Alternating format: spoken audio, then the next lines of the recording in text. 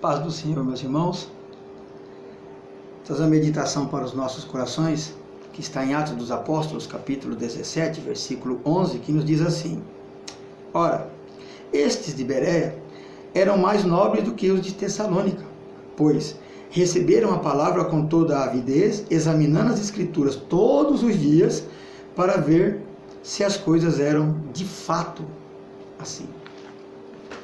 Esse testemunho dos irmãos de Bereia,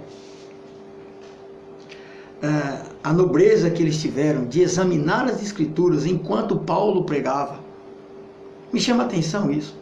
Não estou falando que era qualquer pregador, não. Paulo, o apóstolo Paulo, pregando e as pessoas examinando para ver se o que ele estava dizendo era de fato verdade. Obviamente que Paulo usava o Antigo Testamento como base para a sua pregação, e eles iam examinar. A beleza está aí, eles iam examinar para ver se isso de fato era verdade. Bereia ficava a 40 quilômetros do Monte Olimpo. Se você tem uma noção mínima, o Monte Olimpo é o lar dos deuses da mitologia grega. Você imagina o contexto que vivia. Você imagina a ideia que tinha aquele pessoal a respeito de Deus, a respeito de deuses e assim por diante. Você faz ideia de como que era a noção que eles tinham a respeito de divindade. Bem, mesmo assim, quando se converteram ao Senhor, tiveram esse cuidado. O tema da mensagem de hoje é o legado bereano. Hoje, o contexto que nós vivemos, infelizmente, existe uma falta de estudo das Escrituras muito grande. As pessoas não se preocupam em buscar nas Escrituras as orientações para balizar, para aferir se o que nós estamos ouvindo é verdade ou não. As pessoas estão cometendo um erro absurdo. Eles estão, primeiro, não estão buscando na Bíblia fundamentos para as suas experiências. Pelo contrário, eles primeiro têm as suas experiências como verdade, seja ela qual for, e depois eles procuram alguma explicação aleatória nas Escrituras, procuram algo que possa fazer algum sentido para dentro daquilo que eles tiveram de experiência. Infelizmente hoje, não há um filtro. Se a palavra soa bonito, ela deve ser aceita e pronto. Hoje a Bíblia ela é vista apenas como um livro de autoajuda, apenas de autoajuda. Não a palavra de Deus para nós, para a nossa salvação, para a nossa vida, para a nossa eterna salvação, a nossa redenção. Não, é vista apenas como um livro de autoajuda para as pessoas enfrentarem de forma mais fácil essas dificuldades que temos hoje no nosso dia a dia. Infelizmente também surgiu a teologia do coaching. Todos vocês já devem ter ouvido falar sobre isso, que é a substituta da teologia da prosperidade. Essa teologia da prosperidade, ela durou vários anos e se espalhou como um câncer no meio evangélico. Teve a adesão de muitas e muitas igrejas. Hoje ela está em declínio, porque houve decepções. As promessas mirabolantes que eles fizeram a eles, não se cumpriram. Pessoas foram decepcionadas porque não aconteceu o que eles que diziam que iria acontecer. Enriqueceram os espertalhões que encheram suas burras com as ofertas que eles levaram, porque as pessoas foram orientadas a comprar o bem material aqui, desvirtuando várias passagens das Escrituras, principalmente aquele que Jesus disse que no mundo nós teríamos aflições. Passagens como essa são deixadas de lado. Então, a vida deles continuaram como sempre, eles perderam o sentido nisso e muitos viram que isso era apenas um engodo. E aí agora, com o passar do tempo também, você sabe que surgiram vários outros modismos na igreja. Eu tenho certeza que você lembra daquela época que tinha as pessoas recebiam dente de ouro, dente de diamante nas orações. Tinha a questão do G12, que as pessoas recebiam a unção do cachorro, a unção do leão, da águia voando, do chimpanzé, aquelas coisas. Tudo isso aí acabou. Todas essas coisas passaram. Modismo por modismo sempre vem e sempre vai embora. Aquele que fica firme na palavra de Deus permanece para sempre. Mas esses modismos sempre aconteceram. Como um modismo chama outro e um abismo também chama outro, apareceram agora a teologia, né, do coaching, que é centrada no homem. De novo, o homem de novo é o centro de tudo e Deus é como se fosse apenas o seu empregado, o seu servo. Mas por que isso acontece? Porque ao longo do tempo os crentes estão se preparando para esse tipo de coisa, e digo para você que depois que essa onda dos coaching passar, porque vai passar, vai surgir outras piores. Na teologia da prosperidade, teve um pastor que chegou a dizer que ele era um Deus pequeno, porque por ser filho de Deus, ele era um Deus pequeno, um deusinho. Isso na teologia da prosperidade. Hoje, um pastor coaching afirmou que quando ele se sente perdoado por Deus, ele se torna igual a Deus. Pode até parecer bonito isso aos nossos ouvidos, isso pode parecer até agradável aos nossos ouvidos, mas teologicamente são verdadeiras aberrações, são coisas que contrariam frontalmente as escrituras de uma maneira vergonhosa.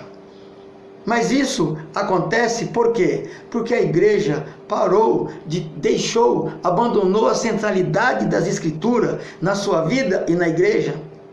As pessoas não examinam mais, sabe? E as escrituras agora são vistas na maioria das igrejas e as pessoas estão aprendendo isso. Infelizmente, muitos cristãos sinceros estão aprendendo isso, a usar ela apenas como aquela palavra de autoajuda. Que é um exemplo que aconteceu algum tempo atrás, agora não tem muito, mas eu tenho certeza que você já ouviu sobre as caixinhas de promessas. Olha o absurdo, selecionar textos de promessa, e a pessoa vai lá e tira um e diz que Deus está falando com ele. Mas então quer dizer que Deus não fala por exortação, não fala para nos consolar, não fala para confrontar. Então, para que servem as escrituras a não ser para alimentar e insuflar o ego dessas pessoas? Só querem saber de promessa. Você não vê uma caixa de repreensão, uma caixa de doutrina, você não vê uma caixa de condutas morais, condutas financeiras, você não vê isso, só vê de promessa. Porque é isso que as pessoas estão querendo. Infelizmente, a igreja está com esse problema seríssimo, a Bíblia deixou de ser central na vida da igreja. As pessoas vão para a igreja, se a pregação agrada ao seu coração, ótimo, elas ficam aquilo e vão para casa somente com aquilo. As pessoas estão deixando o seu primeiro amor, como está escrito nas escrituras. A palavra de Deus fala que o amor de muitos esfriaria, e o amor pela palavra, pelas escrituras, não há dedicação e leitura da palavra. Olha que nós temos ela em tudo quanto é lugar hoje. Tenho ela no meu celular, nós temos devocionais no celular que nós podemos ler todos os dias, já que nós pegamos o celular todos os dias, porque existe um verdadeiro vício chamado nomofobia, das pessoas a usarem o celular. Eu dou palestra a respeito disso, algo absurdo, já que usa pelo menos para ler as escrituras. Temos devocionais maravilhosos no celular que nós podemos baixar e ter um dia abençoado, inspirado por Deus. Mas as pessoas não pensam nisso.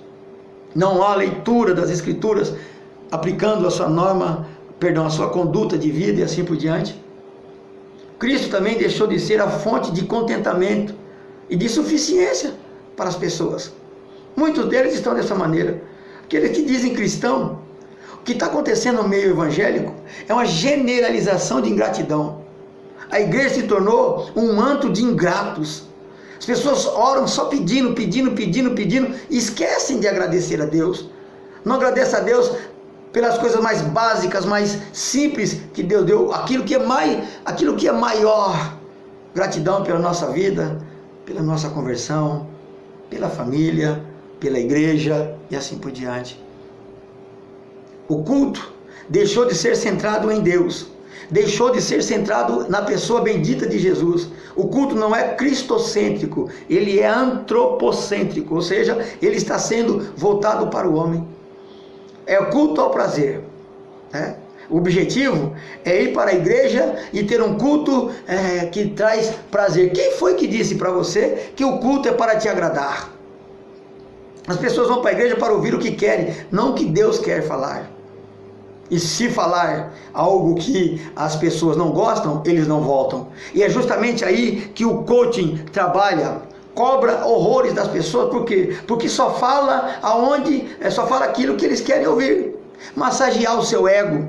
Terem as suas vidas, vamos dizer assim, massageada, as suas atitudes, os louvores também são escolhidos de maneira a glorificar ao homem. Você é algo precioso para Deus e não fala por que ele é precioso. Esse que é o problema. Eu sei que nós temos valores para Jesus, nós temos um valor maravilhoso para Jesus, afinal ele morreu por nós. Mas por que nós somos valorosos para Jesus? Por que nós temos valor para Jesus? Por que ele nos ama? Porque ele morreu por nós. Não é nós, é ele. A igreja, o culto, os louvores, eu não sei se você sabe, mas é nos louvores que se manifestam as maiores heresias. Faça uma análise bíblica de alguns louvores para você ver. Tem louvor que chama Jesus e Deus de você. Você. Até mesmo falar, há uma falta de respeito com outros. Tem louvores que fala que Jesus negou a si mesmo. Está na Bíblia, fala que é impossível ele negar-se a si mesmo. Que Deus negou-se a si mesmo. É impossível negar-se a si mesmo.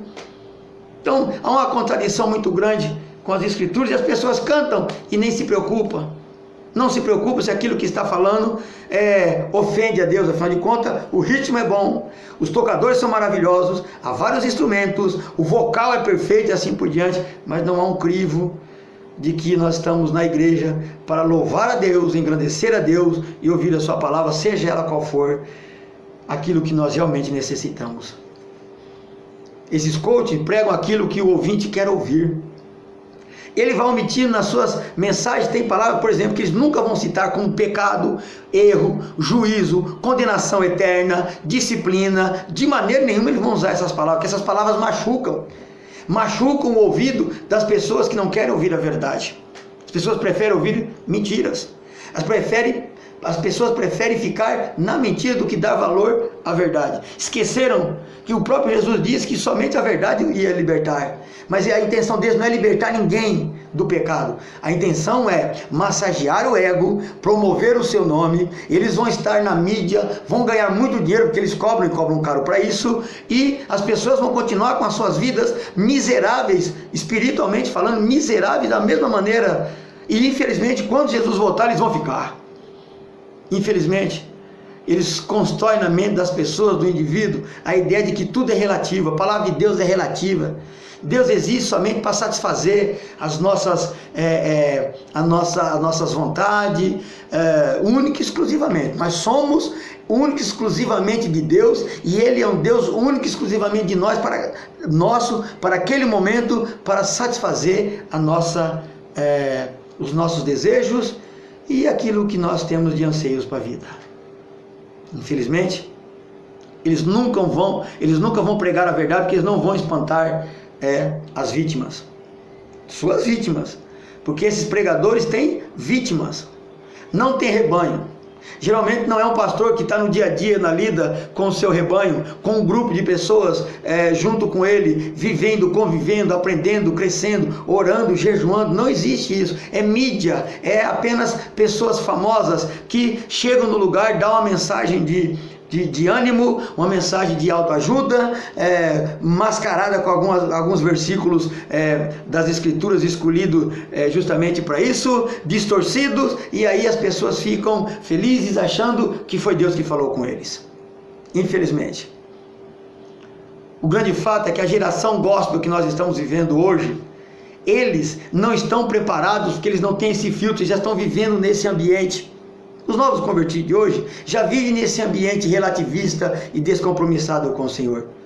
Em síntese, para ficar simples para você entender, eles não estão nem aí.